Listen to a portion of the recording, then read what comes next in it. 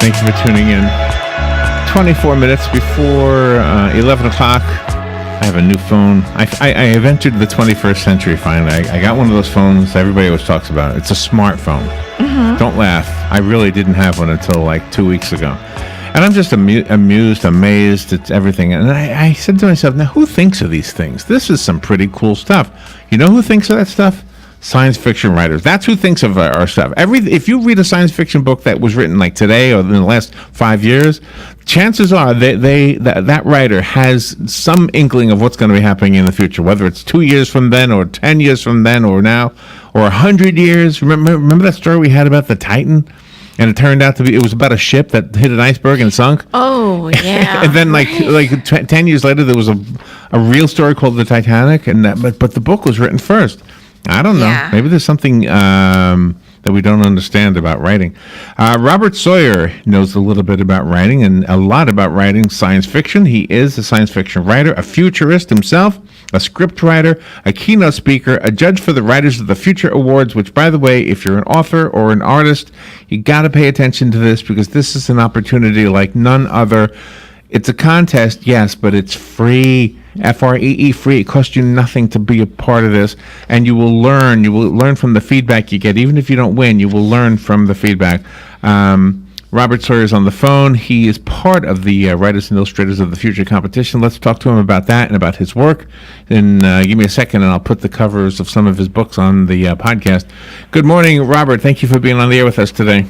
It's my pleasure, Larry. Delighted to be here. Where are you? Where are you calling from? Toronto, Canada.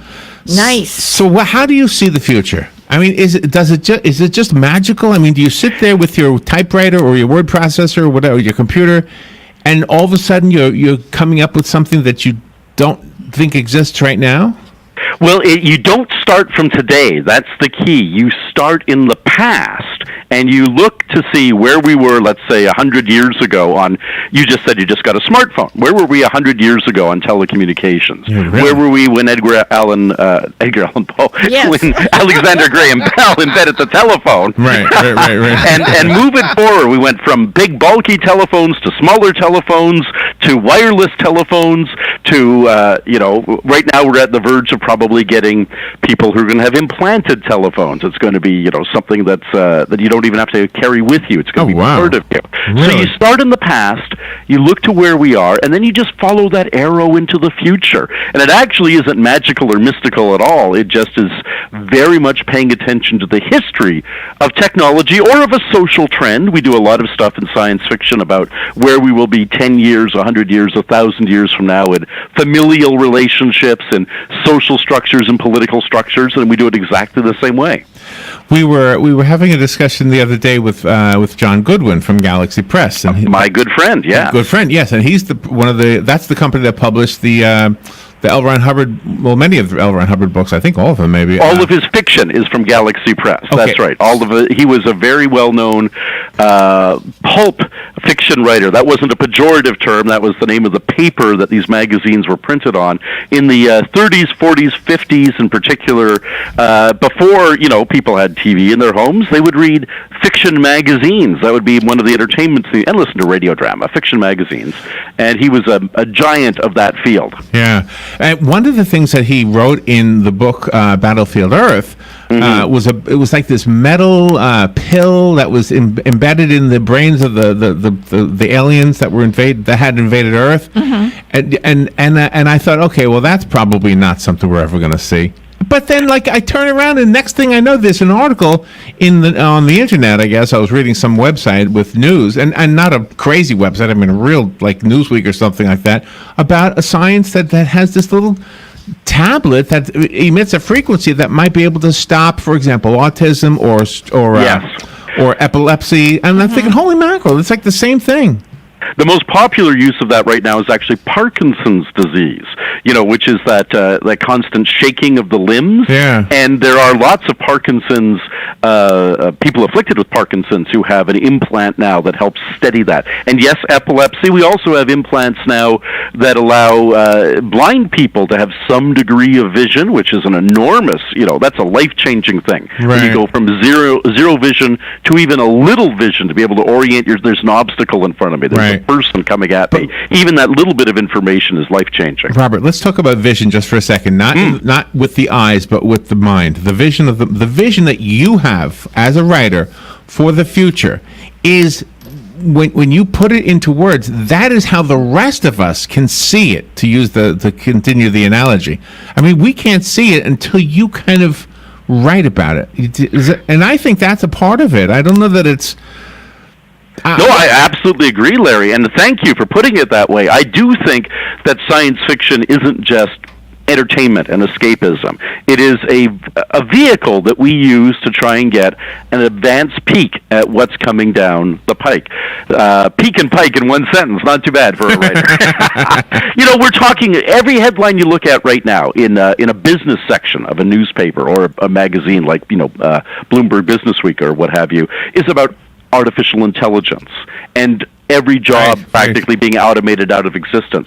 Well, 75 years ago, Isaac Asimov, the great Russian-born American science fiction writer, was writing about artificial intelligence and the elimination of jobs that were traditionally held by humans. So there's this vast depth of literature where we've done all of the noodling about of what this is going to mean for the human condition, and we're always astonished that people are, oh my God, we're surprised. Oh, the robots are coming. Well, we've been telling you that since the 1930s and 1940s. I really think that people and businesses are swayed by science fiction writers, because you've got way back when Henry Ford with the first assembly line, and then thereby that morphs into whatever the science fiction writers were writing about at the time, and now we see it a reality today. Oh, absolutely. And you look at the captains of industry today. I saw an interesting chart that showed the most valuable companies in the world 20 years ago and the most valuable companies in the world today in terms of, their stock valuation. And none of them overlapped, because the most valuable companies today are in industries that didn't exist. Apple and Google and companies like that, right? And the leaders of those companies have always been science fiction fans.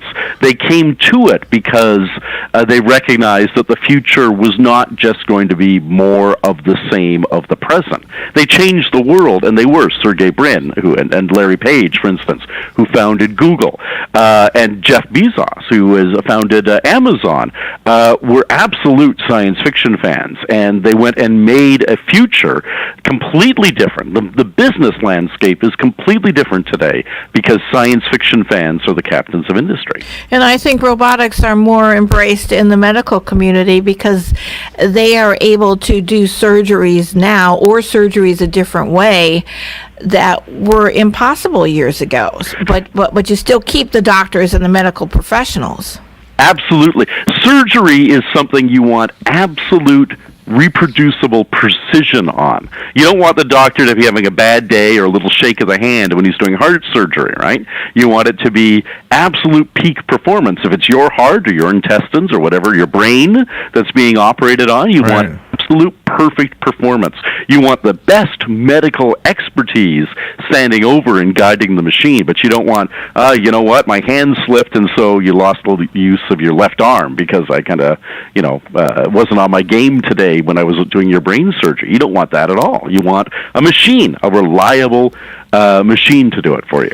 I think problems are the reason that science fiction is so important, because I think that's exactly what you hone in on. You hone in on, here's a problem, how do we get from point A to point B? How do we get from point A to point B faster? How do we solve this riddle of this disease? How do we communicate instantly? All those problems were solved by somebody imagining a way to do it, even though it didn't exist at the time you wrote it. Well, you're exactly right, Larry. And more than that, our job, we're not beholden to stockholders, and we're not trying to sell a product, except, maybe our books. But we're not trying to Apple never, when they introduced the iPhone, right, which was, the first really popular or the BlackBerry, the great Canadian smartphone that sort of came and is no longer dominant.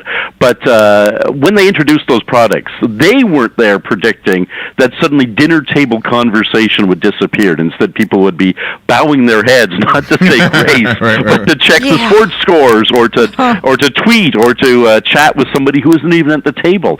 The job of the science fiction writer is to see those second-order and third-order consequences, to see not just the upside, the hype that all the businesses will tell you about, but the downsides that they're sort of not contemplating about the impact that science and technology will have, not just on society, but on our interpersonal interaction.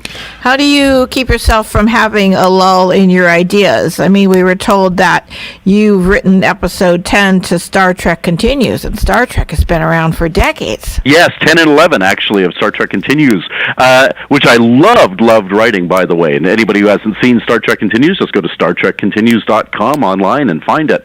The answer is, of course, that I am constantly voraciously reading in both science and technology, and my earlier point, in history.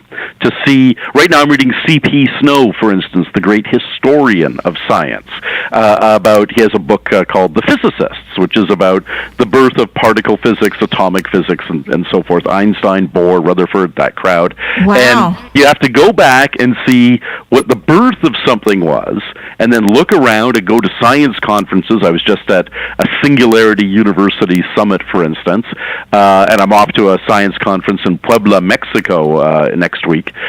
You just go attend, see what the state of the art is, where we started from, and it keeps, believe me, it's not a lack of ideas or extrapolation, it's finding time to write them all down. There's so many fascinating frontiers of science right now to keep abreast of.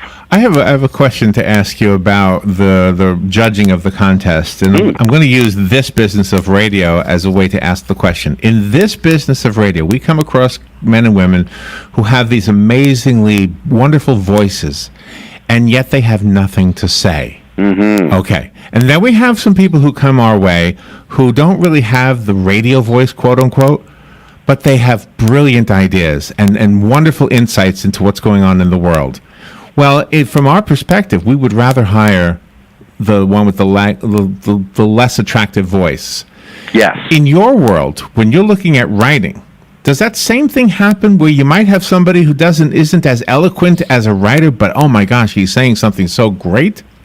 Yes, we call that the dichotomy between style and substance. Style is how beautiful your sentences are and how, enjoyable and engaging your prose is. And substance is exactly what you referred to, Larry. Having something to say, an interesting idea, a perspective that's fresh.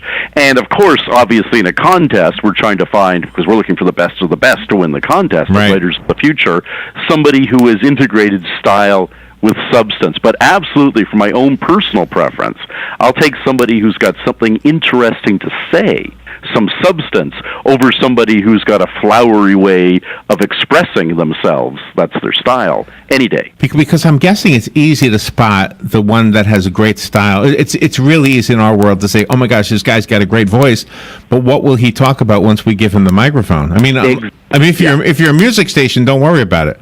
Yeah. That was the Beatles. Let's go on to the next one. But in talk radio, you really have to have some way of knowing where to take the conversation. And I'm guessing the same thing is true with you, right? Yeah, absolutely. And because we're not just a regular fiction contest, there's a lot of, the literary fiction community, and they pick that own name for themselves, often prizes style over substance. They would have a finely wrought description of a tree without anything to say about, the impact of felling of trees on the environment or whatever. They just, beautiful prose.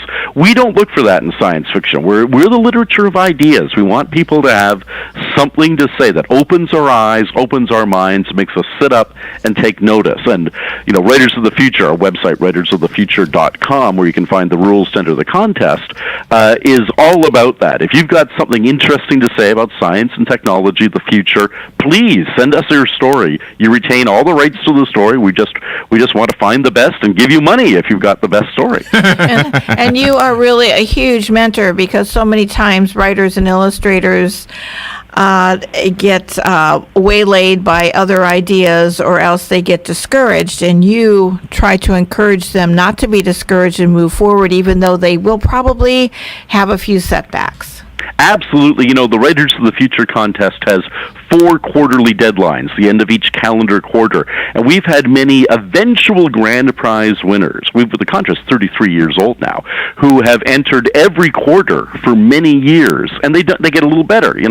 First time, they're not even noticed in the contest. Then maybe they get an honorable mention. Maybe they get some personal feedback. They get encouraged. And after a few years, somebody who really had only enthusiasm and no talent has got a very finely honed skill set and suddenly is an award-winning storyteller.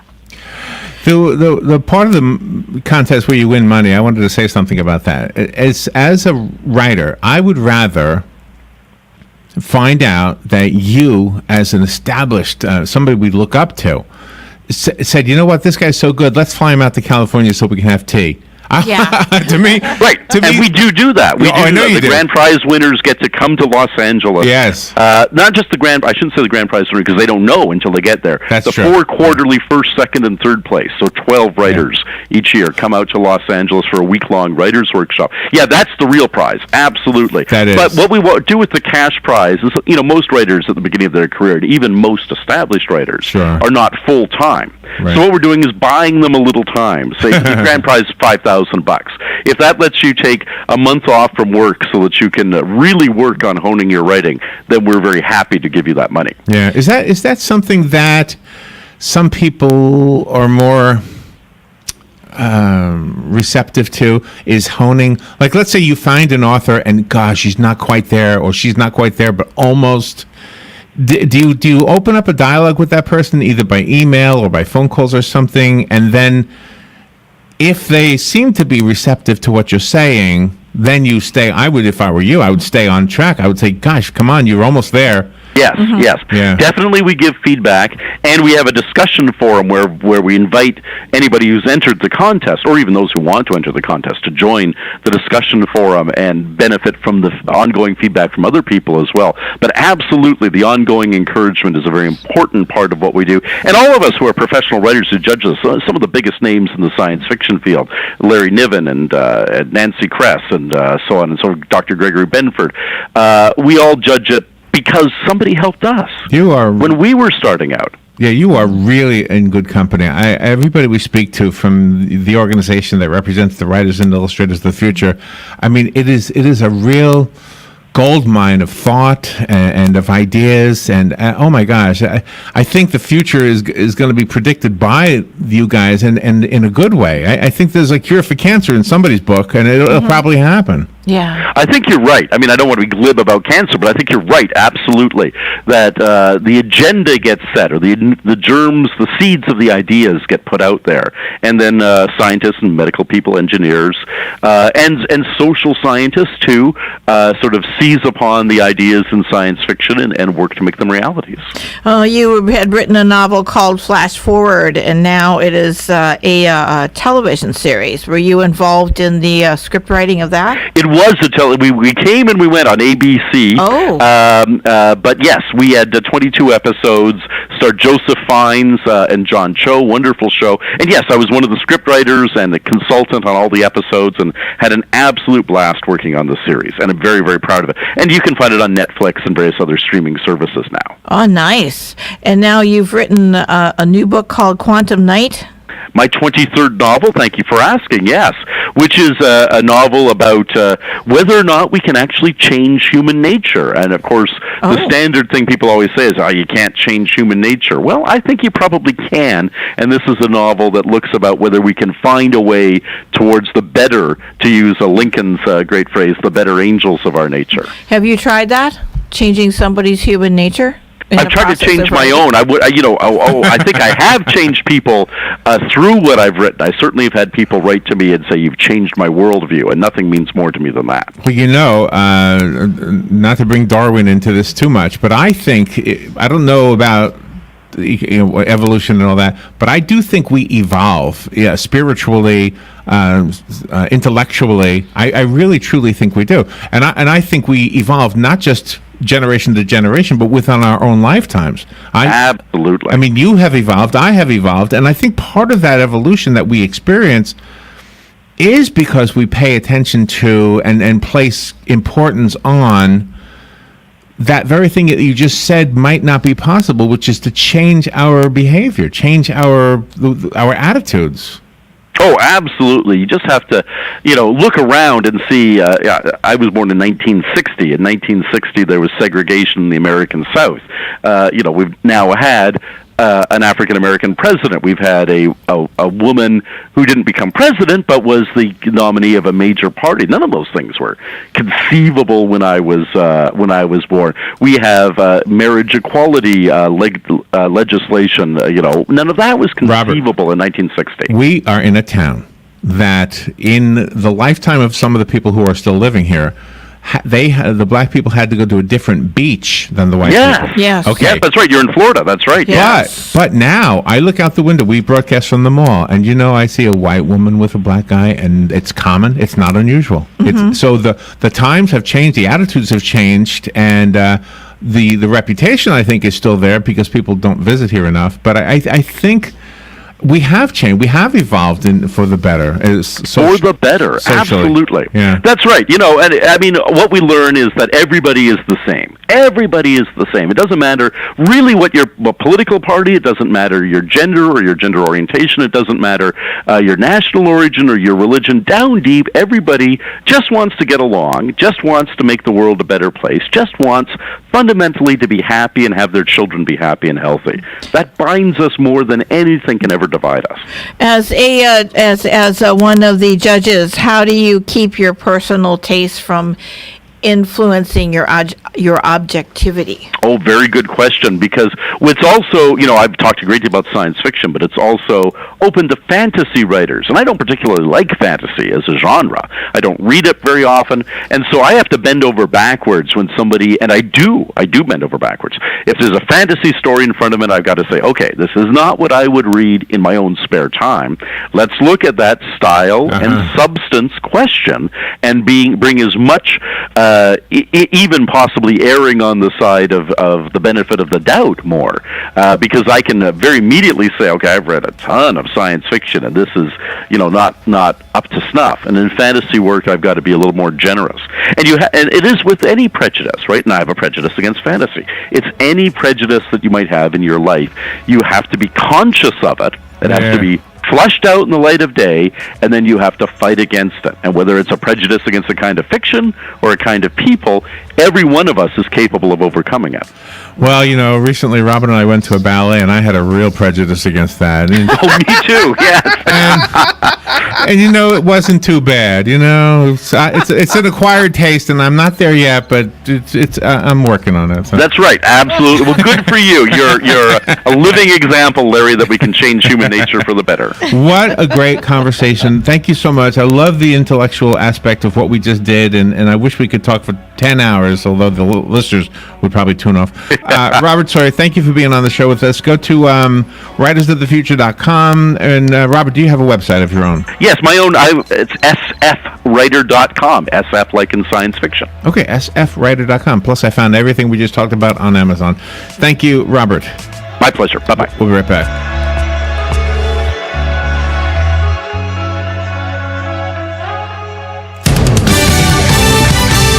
Fox News Radio, I'm Lillian Wu. Shooting on the way in, shooting on the way out. Wilson County Sheriff Joe Tackett on the shooter who left 26 people dead at Sunday's